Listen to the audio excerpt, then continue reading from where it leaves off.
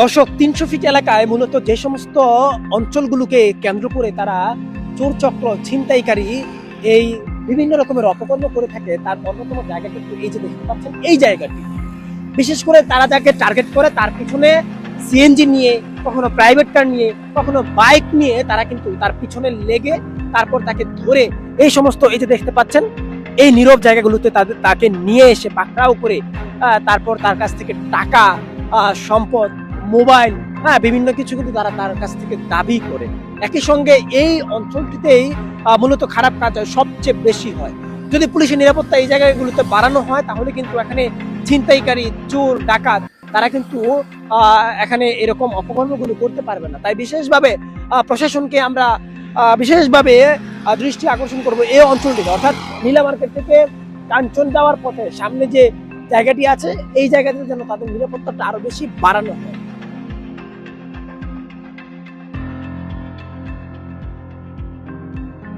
রাস্তাটি সন্ধ্যার পর থেকেই একটি চোর চক্র এবং ডাকাতদের একটা মিলন মেলায় পরিণত হয়।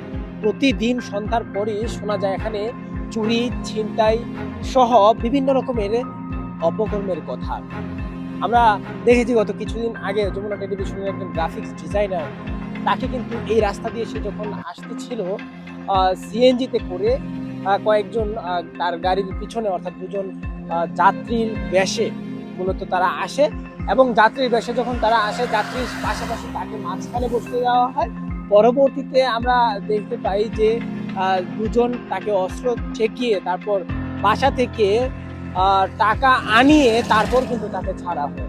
আমরা দেখেছি যে সেই টাকা তারা আবার এটিএম কার্ড দিয়ে উত্তোলন করে।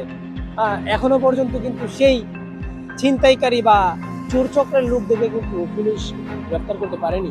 দর্শক, এই এই যে এরিয়াতে বর্তমান আমি দাঁড়িয়ে রয়েছে, অর্থাৎ 3 গ্রাউন্ডের পরে নীলা মার্কেটের পরের যে অবস্থানটি, এই স্থানটিতে এই যে দেখতে পাচ্ছেন এই যে বাইকটা গেল, অর্থাৎ বাইক দিয়ে কখনো কখনো প্রাইভেট কার দিয়ে এরকম ভাবে 3জন 4জন করে এসে তারপর যাকে তারা উদ্দেশ্য করে তার পিছনে লেগে তারপর কিন্তু তার কাছ থেকে কখনো কখনো বাইক রেখে দেয়, টাকা রেখে দেয়, মোবাইল রেখে দেয় ইত্যাদি।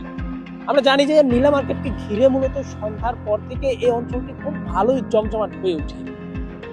এটাকে কেন্দ্র করেই মূলত এখানকার যে চোরচক্র ছিনতাইকারী রয়েছে তারা কিন্তু এখানে বিভিন্নভাবে অপকর্ম করে থাকে। এই যে দেখেন আশেপাশের যে এই ঝোপঝাড় জায়গাগুলো এদিকে পাশে নিয়ে নিয়ে তাদেরকে কিন্তু ভয় দেখিয়ে তারপর কিন্তু তারা তাদের কাছ থেকে অর্থ, সম্পদ সহ সবকিছু নিয়ে নেয়।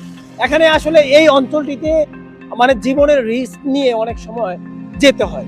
যদি পুলিশি নিরাপত্তা সহ আইন শৃঙ্খলা বাহিনী যদি এই নিরাপত্তা তৎপরতা না বাড়ায় তাহলে কিন্তু এই ছিনতাইকারীর চক্রের দৌরাত্মে কিন্তু অনেকেরই প্রাণহানি সহ এরকম ভাবে আতঙ্কের মধ্যেই কিন্তু তাদেরকে দিন পার করতে হবে।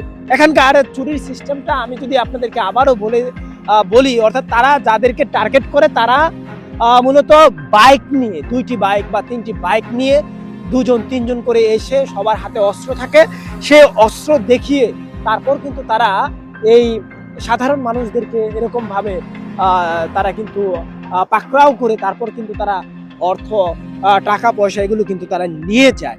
একই সঙ্গে অনেক সময় দেখা যায় প্রাইভেট কার দিয়ে এসেও যাকে তারা টার্গেট করে মূলত তাদেরকে কিন্তু ধরে তারপর কিন্তু তারা নিয়ে যায়। এখানে যুগল অর্থাৎ প্রেমিক প্রেমিকা, স্বামী স্ত্রী, ভাই বোনও যদি আসে এই রাস্তায়, অনেক সময় দেখা যায় যে তাদেরকে উদ্দেশ্য করে টার্গেট করে, যেহেতু এটা এখানে আশেপাশে অনেক ঘোরার মতো জায়গা রয়েছে, সেই জায়গাগুলোতে বিশেষ করে প্রেমিক প্রেমিকা কিংবা স্বামী স্ত্রী কিংবা ভাই বোনও অনেক সময় ঘুরতে আসে, কিন্তু সম্পর্কে তারা কি সেটা দেখে না।